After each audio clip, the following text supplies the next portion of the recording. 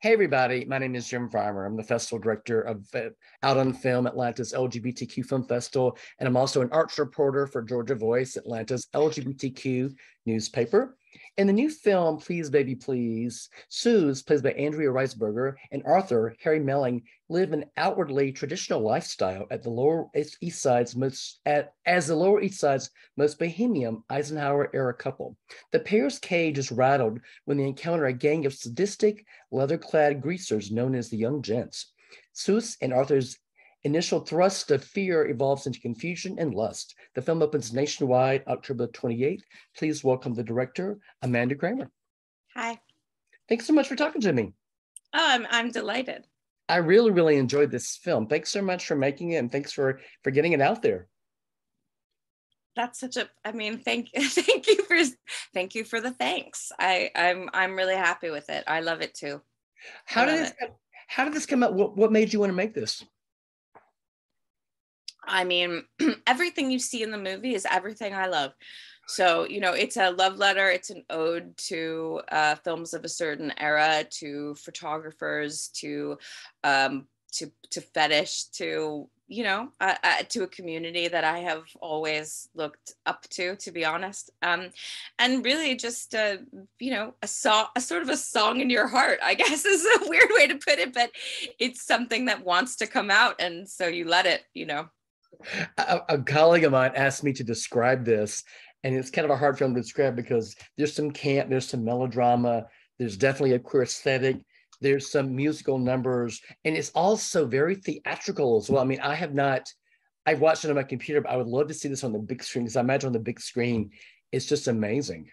Yeah, it's beautiful on the big screen. I mean, if only every movie could sort of roll between all of those things that you described, I would love every movie. I think I always want to see people dance. I always want to see people break into dance and break into song. And I always want to see camp and melodrama and comedy. And I mean, it's so much more enjoyable, I think. Exactly. Than what we're often given. Exactly. Can you talk a little bit about Suze and Arthur at the beginning of the film? Yeah. So they're a youngish bohemian couple who've been married for a little while, and they're child free. They live on the Lower East Side. He's a clarinet player. She's a sort of vivant, nothing to do, a housewife really, but a bohemian one. And they're at a crossroads because they, are starting to realize there's something odd going on in their union and in their marriage. It could potentially be a sexual awakening in Arthur. It could potentially be a gender awakening in Suze. But they're feeling it at the same time and attempting to get through the muck of that in an era when obviously I don't think people were thinking about that, and they were just living their lives, suppressing everything, just suppressing desire and suppressing conversation and communication, and just modeling after the society that they needed to mirror. So this is about the cracks in the facade of that. This early encounter, I don't want to give away any spoilers, but it leads Suze to realize that she's not the housewife she envisioned, and Arthur realized that he might have some queer desires. How hard is it for these characters who is sort of in these sort of defined roles that they think they should be? How hard is it for these characters to embrace, themselves and really be who they want to be? Well, this might be a fairly controversial statement, but I'm going to go for it because what is anything in these days without controversy? I'm a no hate filmmaker. I don't want to show any kind of homophobia, and I don't want to show any kind of gay bashing, as it used to be called, which is the horrible phrase. But I'm not into that as a mirror of our society, though I know that exists, of course. I'm about celebration, and I'm about exaltation. I'm about acceptance. So the film is about coming to accept yourselves and coming to express yourself in a way that you're going to not feel shame. So the most important thing for the two of them is to get past shame, right? Immediately, and just to start to explore what it could look like to follow certain desires. So sure, it's of course difficult because of the time that they live in and the expectations that they have. But I think that they both represent for each other a lot of mutual understanding and a lot of go find what you're looking for or what you're missing, and let's meet back here and discuss. They care about each other. They love each other. They do love each other. Sex and love are different for everybody. They're different. And sometimes you're lucky enough for that to overlap. Mm-hmm. And unfortunately, sometimes you're not lucky enough for that to overlap. And this is about what happens when two people don't necessarily want to have sex with each other, but they love each other and they want to support each other, and they don't want to leave each other. And what do you do in that circumstance? I mean, it ain't easy. Exactly. This film just feels so utterly modern. Thanks. Yeah, I mean, that's the point, right? Like, I'm a modern person. I can't make a 50s movie like a 50s mind. So it's like time travel, kind of, a contemporary mindset in a very almost now ancient seeming landscape. Because I was thinking as I was watching this, because in the 1950s, I mean, as I said, it just feels so modern day with what the characters are dealing with and their desires. So kudos to you for that. Thank you. Yeah. Thank you. I have to ask you about your amazing cast, starting with Andrea. How did you go about picking all these great people to be in your film? Here's another controversial thing to say. I have great taste. Okay. And usually when you have great taste, everyone in Hollywood says, keep that to yourself, but I was able to, with the help of my wonderful producers and financiers and my team, put forward great actors and ask for the best and ask for the coolest and get something unexpected. You usually have to go with the rhythm and the rhyme of who creates the buzz and who is famous and what celebrity looks like. And every once in a while, your team says, I think to have the best film, you need great acting. And you're very lucky when someone says that to you. And so to me, that's Andrea and Harry. And that's a non, I mean, I never worried for 1 second whether they could perform the roles. Carl as well, Demi, of course. You just don't have any concern. You feel so just kind of like you're about to get carried, and being in the room with them when they were performing in real time is like watching great theater, and you're in the first row.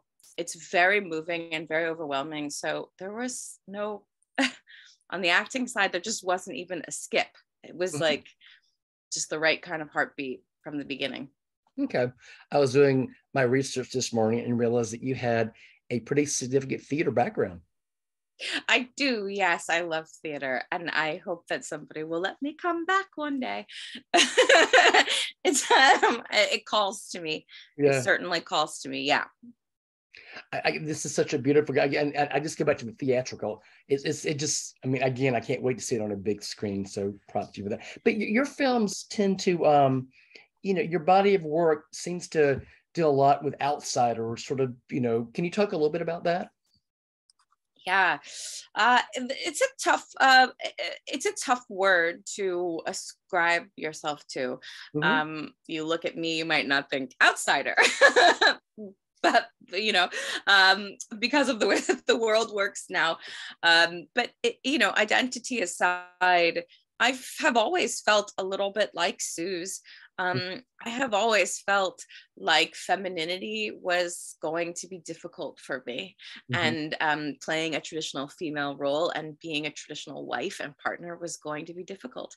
And I never knew if a man would appreciate that in me. And I didn't know if my female friends would appreciate that in me. And I didn't know how to act and when to put on lipstick and high heels and walk around and say, I guess I'm being a woman. So that sensation has always been inside of me. And I like shining a light on outsider culture and just on outside feelings. And I come from that intrinsically, but I also value outsider art because I think it's timeless, and it really is classic, and it stands a test because it's not trendy. Mm-hmm. It's just sincere. Mm-hmm. I wanted to ask you, I know the film had tremendous success at Outfest, where it won the jury award. Or was it, was the jury award or audience award? The jury award, yeah. Jury award. Congratulations for that. The film has successfully played at queer festivals all over the world, as well as non-queer festivals. I mean, what's it like going to those different festivals? It seems like wherever the film is played, audiences have really connected to it. I mean, that is the point, right? I mean, you don't want to become a niche. You want everybody to see something in it that reminds them of themselves. If a cinema culture purely wants to embrace it because of its technique, I'm there for that. If a queer community wants to embrace it because of its themes, I'm so fortunate for that. If people who just like acting and just like theater want to embrace it, then that's wonderful. The trick is to, find a love in many different types of people that connect them to the work. So I'm happy to be embraced everywhere. But of course, when I'm at a festival where all of the work is looking at any range of queer media, I feel incredibly, at home and fortunate because it's some of the most ecstatic, eclectic, bright, just outbursts of work. So those are the fun experiences for me, for sure. Oh, great. I'm curious, was the film impacted at all by COVID in terms of when you filmed it? And when you... Yeah. Okay. Yeah, we shot in the middle of COVID, pre-vaccination, Oh, no. in Montana. It was brutal. I don't even think I can play that down. It was very, very, very difficult. But everybody wanted to be there so badly, and that's a testament to something that I don't even take credit for. I'm very lucky, but yes, we were testing every day. We were masked, shielded, basically like 50 Darth Vaders, keeping distance from each other. And then, in 30 years, people might be like, oh, COVID, that thing that we get every 10 days, it was made during COVID. So what? I went to Trader Joe's during COVID, but for us, yes, it was 2020. So it was a very intense shoot for that reason. What was the experience like of having to go through all this and the stopping and starting and wondering about who was going to get COVID and not, and then finish it and be able to sit back and sit on the big screen finally? Well, it's just absolute passion and joy and glory. I'm so happy. I'm so happy about it, but also every film is a miracle. I mean, it's so hard. They're so hard to make, just generally, that you throw a global pandemic in and you throw a Montana winter in, which no one should have to make a film in a Montana winter. And you just don't ever believe it's gonna climax or culminate into something that you're proud of. And I could not be just more proud. And so I feel very lucky. Who are some of your directorial inspirations? Oh, I like everybody. I mean, that's not true. Narrows it down a lot. That's not true at all. I like Fassbinder and John Waters, Peter Greenaway. I love Julian Temple. I love David Lynch. I love, and I am hugely impressed by people like Nina Menkes and Alison Anders. And, there's just so many voices that have for so long created even just one piece.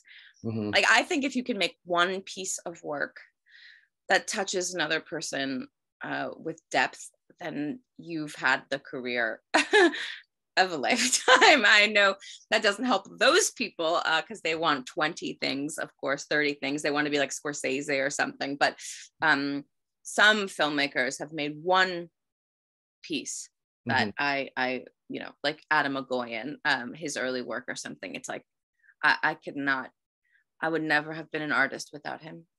So in that era, so I kind of love a little bit of everybody.